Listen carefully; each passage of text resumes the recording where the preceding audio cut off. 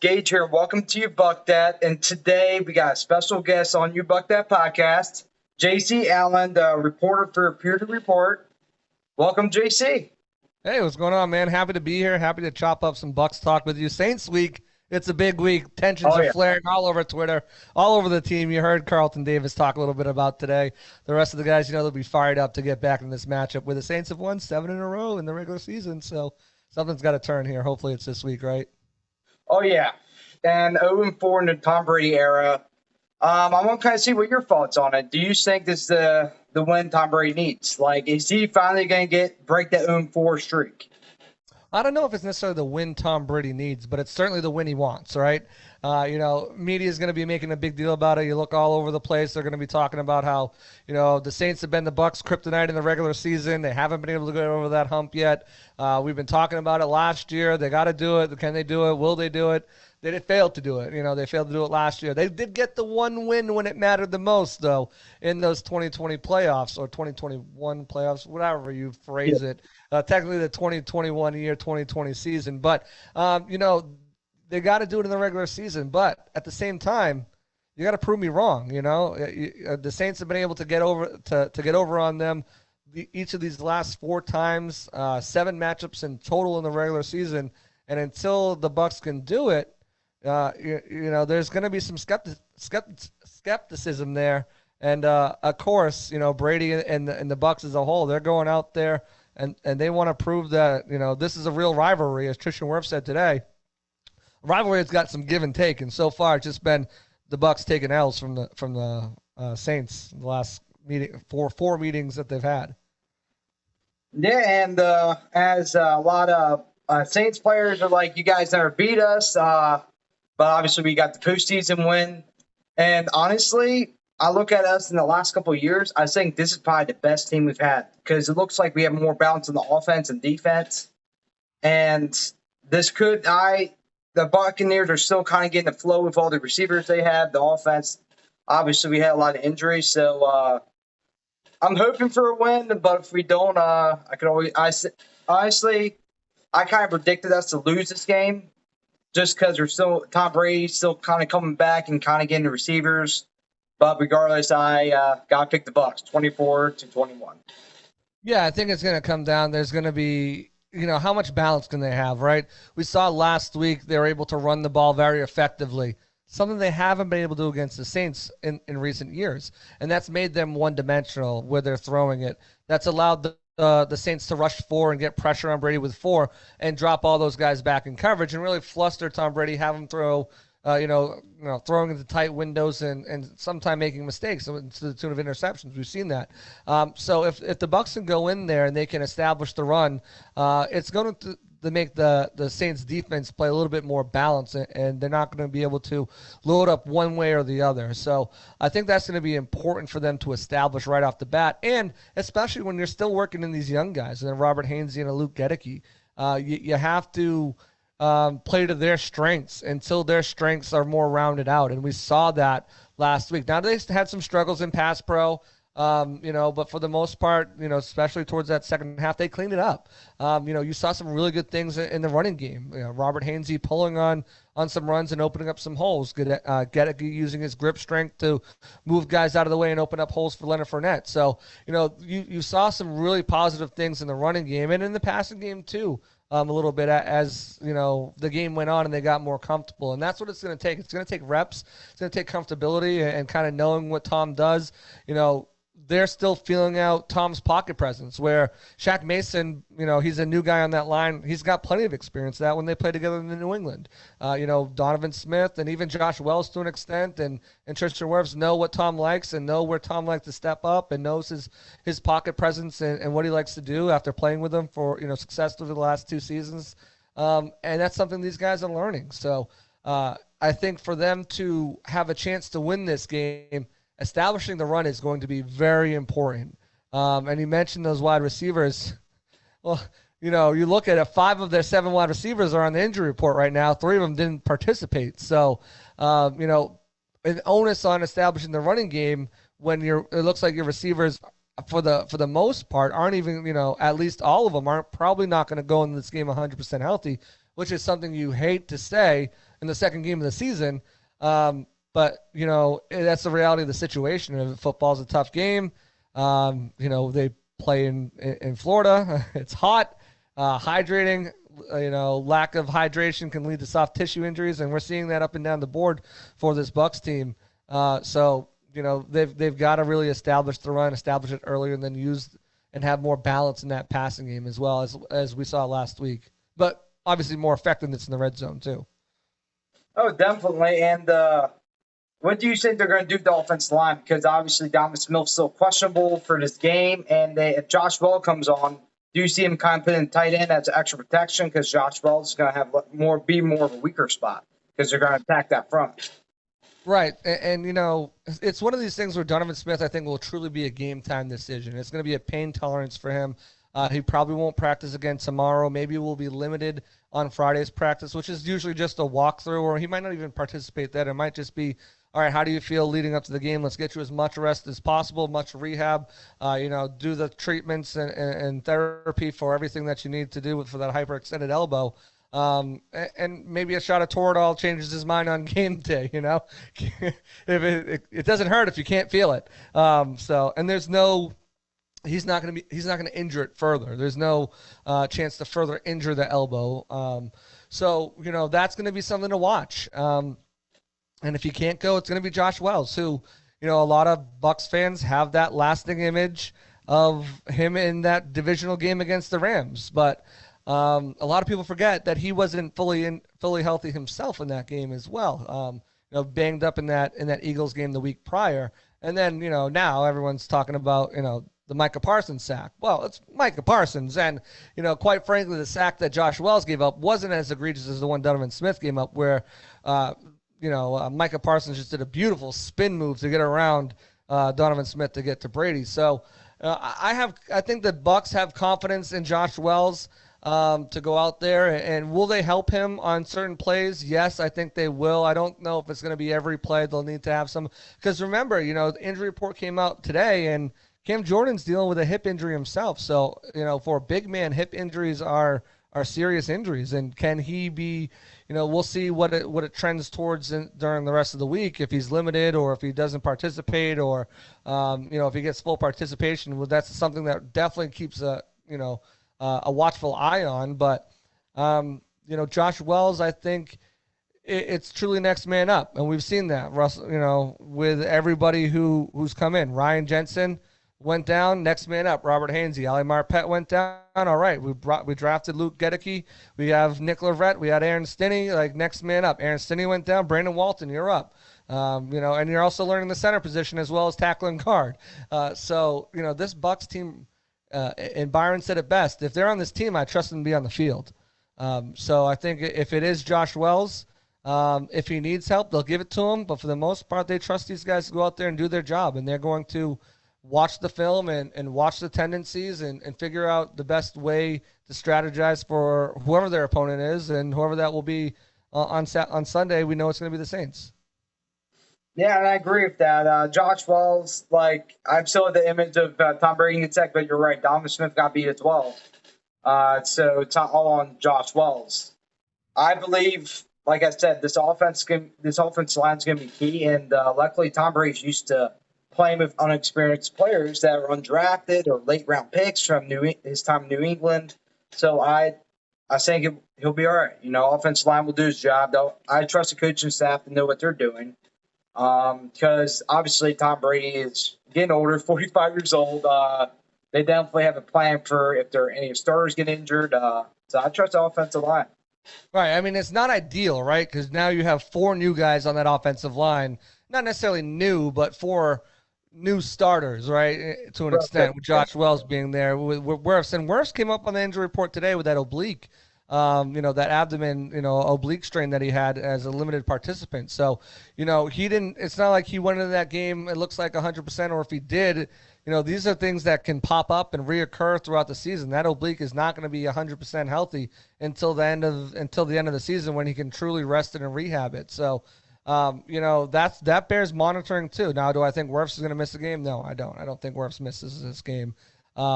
He's the ultimate competitor, and he's one tough guy. But yeah, if Donovan can't go, now you're dealing with replacing four guys on this line that sent three of them to a Pro Bowl, and one of them was an alternate in Alex Kappa. And I think Donovan Smith got robbed of a Pro Bowl nod last year because looking at what he graded out as a left tackle, he was one of the best left tackles in the league, top 10 for sure. If you look at all the numbers and stats and the grades, so.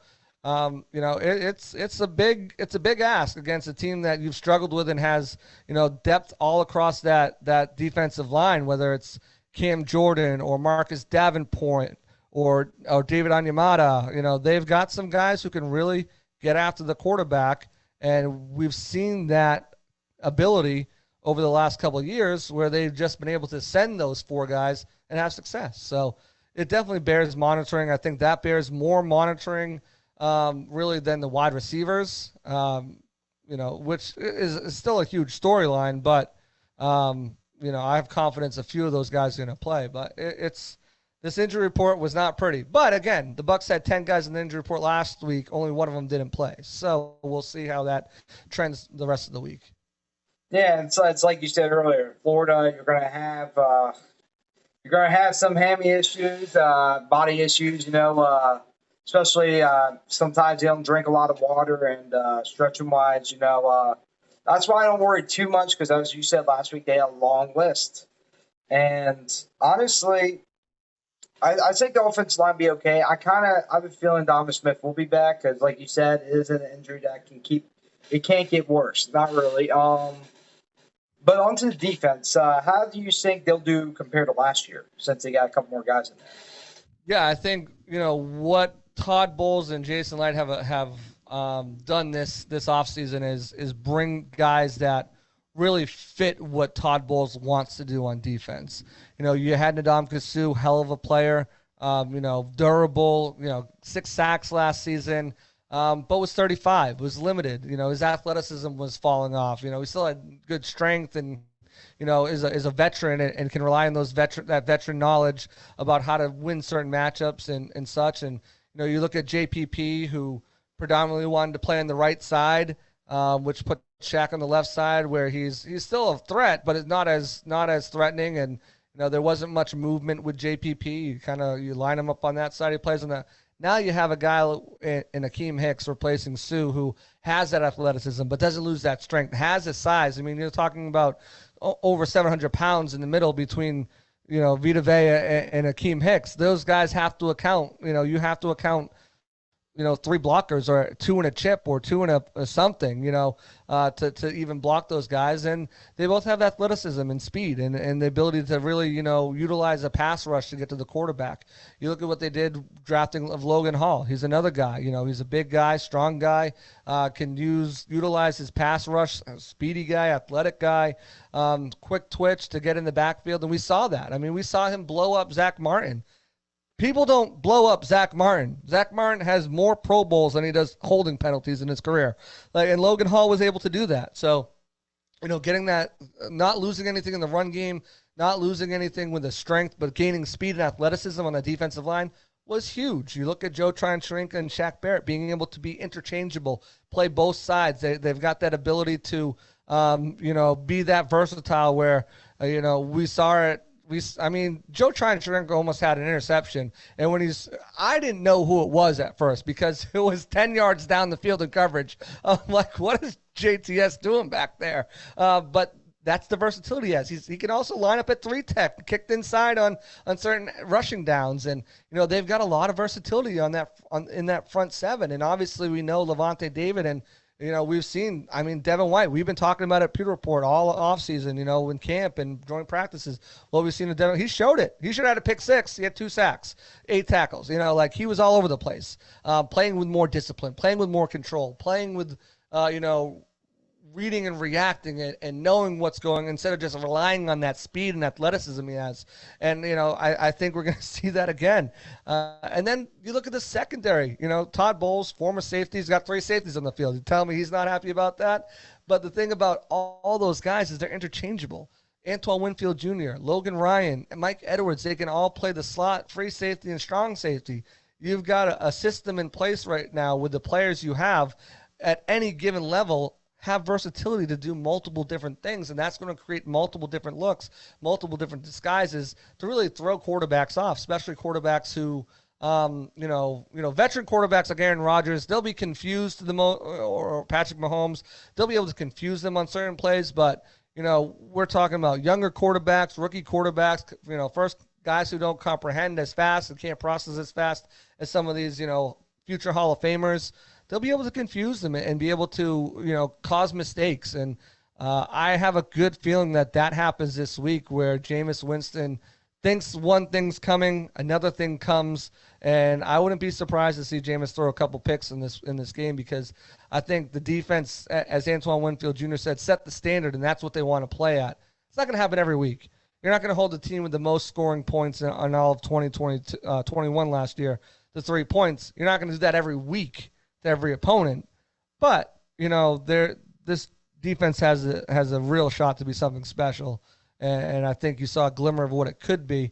And remember, Bowles said too, we had something that worked. We didn't really change much up once we did it. So there's still a ton of wrinkles that they can roll out too that teams aren't going to see, teams haven't expected, and things they're probably even saving for the playoffs at this point. Yeah, I 100% agree. This defense. I've seen a lot of great things. Like the run game started to go down the first, but then they kind of adjust. And Joe Tryon was really impressed with. Like he was getting past the blockers. I saw he almost had 2 sacks. Right. And I was pretty impressed. Joe Tryon, I earlier said that I think he's going to get double digits, like Devin Wyndham said. I said like 12 to 15 might be a little high, but he has that ability to do that. And he has a versatility and ability to do it. And Logan Ryan, I actually didn't think he was going to play a lot this year. I thought they're going to keep him more reserved just in case Hicks got hurt. But when he did play, he was explosive. Yeah. And he's impressive, What's your thoughts on him? Like, what do you think he's going to do this season? Yeah, I don't expect him to blow up, and I expect him to continue in that rotational role. I know he set a personal goal of 6 sacks this season. If he gets 3-4 sacks, I won't be surprised. But he's going to be a really good player, like really good player down the line, good to great player, I think, for this Bucs team. They're getting kind of old in the tooth in certain spots. Akeem Hicks is only on a 1-year deal. He's 32 years old. William Golson's entering his 10th year. Nacho's a free agent after this season. So he's going to have a big role next year. And I think, pairing him next to Vita Vea, I think he's going to be really, really good for this Bucs team. And what I've seen in that one game and through practice and camp is exactly what, his teammates and his coaches said. Guy's explosive. He's got speed, his quick twitch ability, his strength. He's learning how to play with a lower pad level, which is going to come in time and make him even more effective. And he's learning that from Akeem Hicks, who's 6'6". He's learning that from Will Golston, who's the same height as him, same build, same body type as him. So, he's just going to continue to get better as time progresses this season and, stepping into a bigger role. But, the role he's in right now as that rotational guy and coming in and giving the guys a breather, and there hasn't been noticeable drop off from what I saw on Sunday's game. Yeah, and I'm just impressed with that defensive front line, and exactly like you said, not every game is going to be like we're not going to hold them down to a touchdown. And I believe Winston. The Bucs know him pretty well, so I think we can at least get a pick or two from Winston. Yeah, I think that's the goal. I mean, there's still some guys on this team that were around that kind of, I don't want to say I have bad blood, but they had an opportunity. They were doing some things in 2019 where they had an opportunity to go to the playoffs, and some untimely turnovers kind of dashed their dreams there. So I don't know if some guys hold that against them still, or if they do at all, but. It's always fun to beat up on guys that you used to play with. It's all love and respect for the most part, but it's always fun to do that. So, they're going to be gunning for him. They know he's going to throw picks. They're going to try to capitalize on some of those errant throws that they can make him. And exactly that. Even Jameson Winston, then White still talking all of that. And even Winston, I think you said earlier, he doesn't really hold that injury against him when he played towards ACL. And of course, Saints fans they don't have the same sentiment. At least some of them Right. don't. Right, eye for an eye. Oh, we got Jameis, we got Godwin type deal, So it is what it is. Fan is always short for fanatic, and I never try to forget that. I was I was one once too, but now that I'm in this role, it's I tend to think a little more rational. At least I try to. When it Yeah. comes to takes and when it comes to different situations, but it's gonna be a great game. I mean, you're talking about a guy who's missed some time, and Michael Thomas, and he's going to be going up against Carlton Davis. That's going to be a fun matchup to watch. And, Mike Evans, if he's able to go versus Marshawn Lattimore, that's a fun matchup to watch. If Donovan Smith plays, him and Cam Jordan, like there's rivalries within this rivalry, if you want to call it that. I know, like I said, Trishan said, there's got to be some give and take. You got to win some for it to be considered a rivalry, some back and forth. But it's still, especially with fans, Atlanta fans want to claim like, oh, we have the rivalry with the Saints, but like Bucs fans, Saints fans, they generally don't like each other, and you can at least on the Twitter sphere and on Facebook and stuff like that, you can see the spewing going back and forth this week. So it's going to be fun. The rivalry between the fans, the rivalry between the players, and the overall team rivalry of trying to finally get over the hump and beat them. It's gonna make for a great matchup this Sunday. I'm excited for it. Definitely, it's one of those weeks where like, yeah, we're gonna kick their ass. I'm hoping. Be 0-4. It gets me a little nervous, but what is your prediction? I mean, like score wise, what do you think it's gonna be? High scoring, low scoring? I think it's gonna be low scoring. I don't see both of these teams. I mean, the Bucs with their injuries right now, and we'll see how those progress. They do kind of worry me about how high scoring this team can be. And we saw the Saints kind of have to come back late in that game against the Falcons. They were down pretty, for almost the entirety of the game. So, as far as the score, it's interesting because this week there's so much like history and so much like this is the only game that probably gets its own like label. Like you don't call it Cowboys week, you don't call it Packers week. This is Saints week, like, and that's what it's about. Like it's Bucs versus Saints. It's this week. So there's so many other minor storylines that go along with it that can feed into how things shape up on the field. But like I said at the top of the program, you got to prove it to me. So far, the Bucs haven't. In our pure predictions for the season on our roundtable, I picked against the Bucs winning this game, but had them coming back and winning at home, which is funny because if you look at the last four matchups, the Bucs have had much more success in New Orleans than they have at home. And if the Bucs weren't so banged up after last week's performance, I might say, well, I think they have a better chance. But with the injuries they're facing, and that's not to say that the Saints don't have some on their side as well. They've got Jameis Winston was limited in practice today with a back injury. So, I think Friday I'll have a better, purer understanding of where I want to go with my score. But right now, I dropped this on WDE this morning. I'm going to stick with it for this as well. I think I have the Saints winning 23-20 right now in a close game. Yeah, I agree with that 100%. And we kind of established everything with the game. I was going to see we have a game tomorrow night.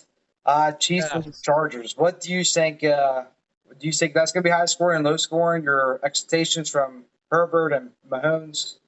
Yeah, I mean these are two of the most explosive quarterbacks in the league, and they happen to play in the same division, which is going to be fun. Keenan Allen not playing definitely takes a little bit away from that.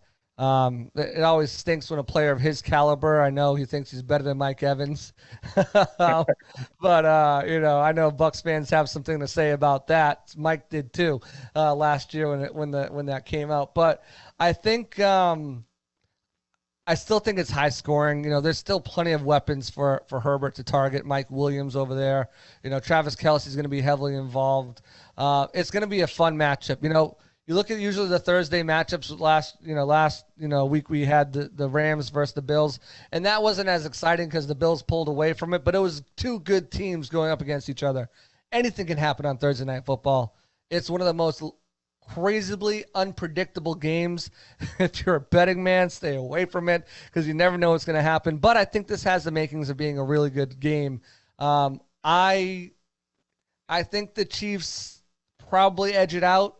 I think Keenan Allen's a huge loss to come to come away with. I also haven't looked at the injury report for both teams. I'm just kind of going based off what their rosters look like, what they're constructed, without knowing a bunch of stuff about it. But I think the Chiefs probably have a good chance of pulling that off. Mahomes is Mahomes.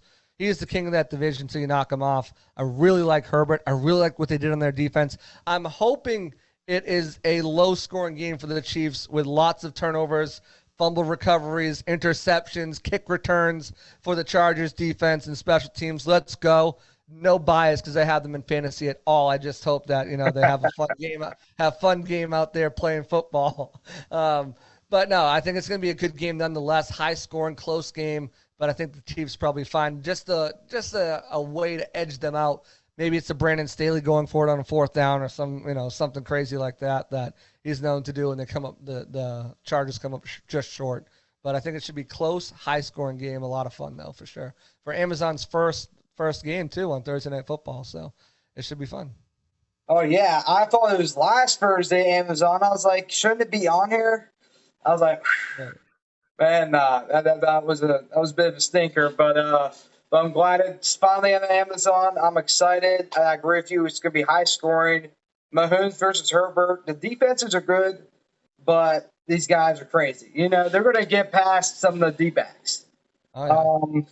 D-backs are good, but a lot of them are learning. Like, I believe that I'm not sure if Chris Harris is still in the Chargers or not, but I know he's a veteran. He's a little bit older, so that's one guy I know to be solid. But regardless, these guys are dynamic. They'll find a way to get past these guys. And Allen, Right. Allen's gonna be a concern.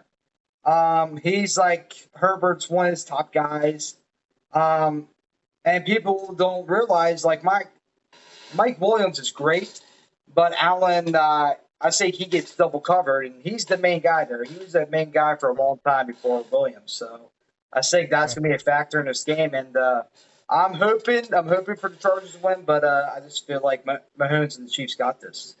Right, I think I agree. Keenan Allen opens up so much more for Williams, and Austin Eckler, I think, is a big name to watch for this game. J.C. Jackson, questionable. If he can make his return this week, I think that definitely puts a little bit more extra pressure on the Chiefs to really execute because this guy is a turnover machine.